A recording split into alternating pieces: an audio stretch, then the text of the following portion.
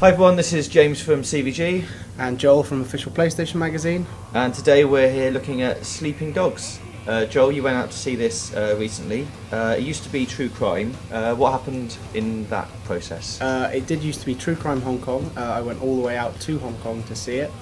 Basically, for those who don't know, it was going to be published by Activision, who last August, I believe, dropped the game on the grounds that they said it wasn't going to be good enough to sell enough copies to justify the ever-expanding budget that it had.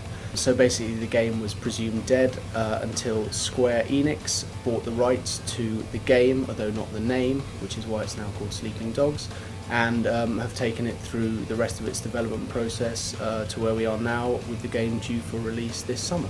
Okay, and for those who don't know, what's the general story behind it? The general story is you play Mr. Wei Shen, who we can see in this video shooting and punching lots of men, who is a detective in the Hong Kong police and who has to go undercover into the triads to bring them down for some reason or other, probably because they're all gangsters and do loads of bad crime stuff. And from the live action trailer and some of the chase sequences we're seeing here, it looks like they've gone for quite a cinematic look. Is that right? Yeah, they have.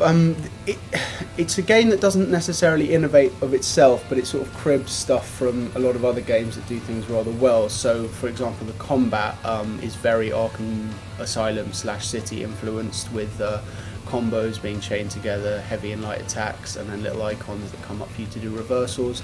There's a kind of free-running element to it, which is sort of Assassin's Creed light-ish, I guess, although slightly less interactive, so you can navigate the map quite nicely. So these things sort of give what is essentially a GTA structure quite a nice cinematic flavour and allow for you to actually enjoy the navigational side of things and the hand-to-hand combat side of things, which are typically quite bad in sandbox games. Yeah, so it is a sandbox game because it looks like it is, but is it more like Mafia 2 where it's sort of linear sandbox? No, it's very much a sandbox game, but I think they'll probably be quite pleased with you saying that, because I think the idea is that while it's a sandbox game, once you get into missions, it's sufficiently cinematic to make it have that kind of sheen that a linear game would have. But no, it very much is an open world, so there are icons on that little mini-map you can see, and there's a lot of side missions as well as the core story, things like karaoke, smart car racing, cockfighting and stuff like that. So it differentiates itself from something like Mafia, in which there was literally nothing else to do other than the story, and it very much is a GTA style game.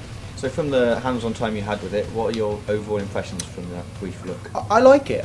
It's fun to play. It looks nice. It's probably not a class-leading game. I mean, you'd say Activision were harsh in as much as dropping it because it isn't good enough to release seems like madness, but at the same time they're probably right. It probably isn't going to be the biggest selling open world game or the best open world game out there. But it plays nicely. The combat is probably amongst the best you'll find in an open world game, and I can see it being good, if not absolutely great. It's not going to set the world alight, but I can absolutely see it finding a place within that genre. It's Raymond. Yes, sir. Don't worry. Now they trust him.